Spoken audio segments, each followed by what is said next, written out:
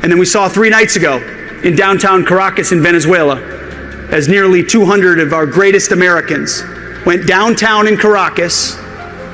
Seems those Russian air defenses didn't quite work so well, did they? Downtown Caracas, and grabbed an indicted individual wanted by American justice in support of law enforcement without a single American killed. Reestablishing deterrence. Here we are in 2026, and President Trump is reestablishing dominance and deterrence in our own hemisphere. You will be a part of that lineage. That's pretty cool. I get chills saying it and thinking about it, and I'm grateful for all of you and what you do. Ketegangan antara Washington dan Caracas mencapai titik didih tertinggi ketika intervensi militer AS secara mengejutkan berhasil menembus jantung pemerintahan Nicolas Maduro. Namun, sorotan utama dunia internasional kini tertuju pada Beijing. Sebagai pemasok utama alutsista Venezuela, China kini menghadapi krisis kepercayaan global setelah radar-radar buatannya terbukti lumpuh saat menghadapi agresi udara Amerika. Peristiwa ini menandai babak baru dalam perlombaan teknologi senjata, di mana klaim keunggulan di atas brosur harus bertekuk lutut di hadapan realitas medan tempur yang sesungguhnya.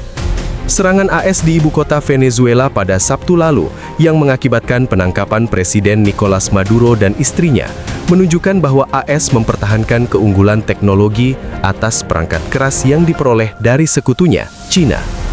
Serangan di Caracas dapat menjadi pukulan telak bagi reputasi Beijing karena radar anti-siluman bergerak JY-27A yang dijual ke Venezuela dan diklaim mampu mendeteksi pesawat siluman generasi kelima seperti F-22 dan F-35AS dari jarak lebih dari 150 mil, diduga gagal memberikan peringatan dini pada saat kritis.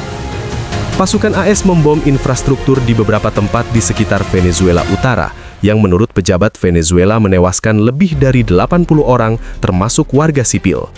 Maduro dan istrinya, Cilia Flores, diterbangkan ke New York City, di mana mereka menghadapi tuduhan terkait narkoterorisme. Para kritikus mengatakan operasi tersebut melanggar hukum internasional dan mungkin juga hukum AS, dengan menunjukkan bahwa operasi tersebut diluncurkan tanpa pemberitahuan atau persetujuan Kongres sebelumnya.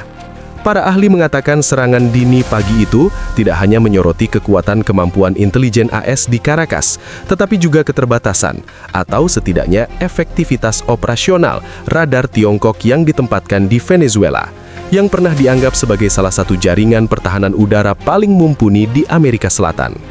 Tiongkok berupaya meningkatkan profilnya sebagai sumber utama senjata internasional.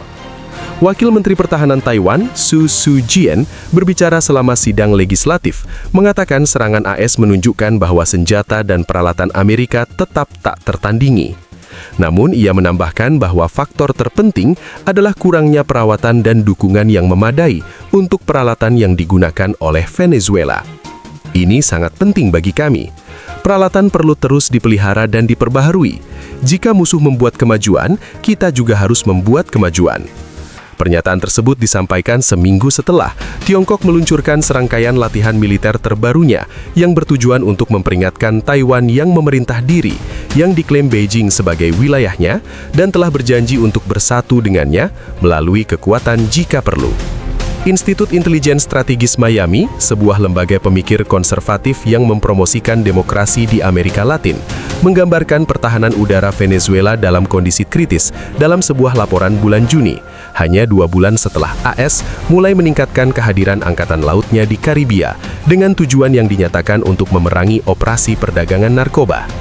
Lebih dari 60% armada radar negara itu tidak beroperasi, kata laporan itu, menunjuk pada kekurangan suku cadang dan dukungan teknis minimum dari China, yang dikatakan menyediakan suku cadang tersebut secara eksklusif melalui perantara sipil.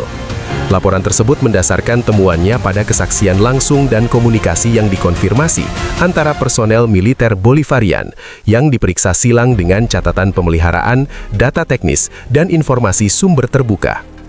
Para analis telah mencatat bahwa bahkan sistem radar yang secara teoritis dirancang untuk mendeteksi pesawat siluman pun tidak cukup untuk bertahan melawannya. Rick Zhou, analis sumber terbuka dan komentator lama tentang perkembangan militer Cina di X.